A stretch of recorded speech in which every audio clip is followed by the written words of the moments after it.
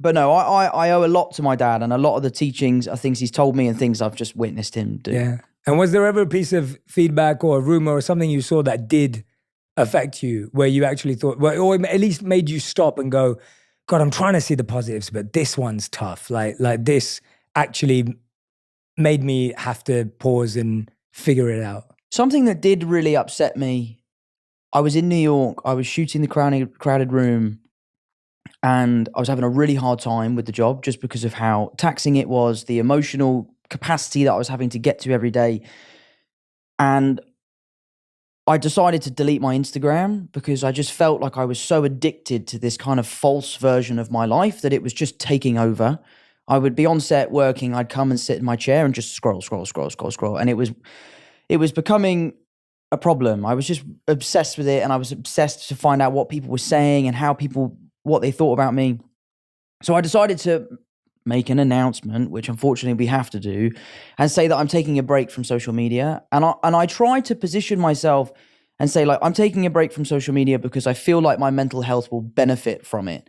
And the thing that really upset me is the press ran with that, and they tried to make out that I was having this mental breakdown.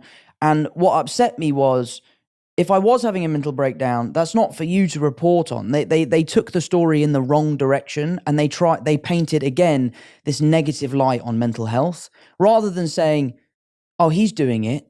It's okay that he's doing it, so we should all feel okay to do it too. They were saying, oh, look, he's not the perfect happy-go-lucky kid you think he is. He's having a nervous breakdown in New York.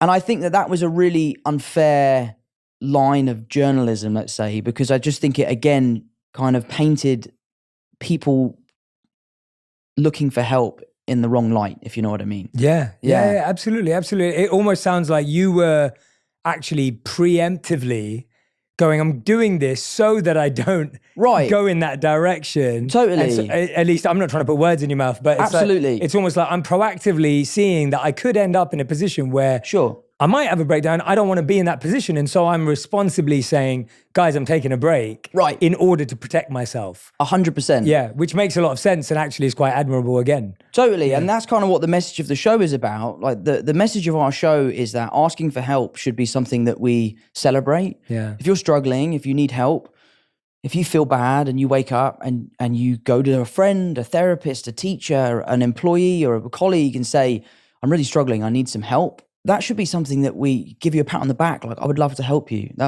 I'm delighted that you asked me.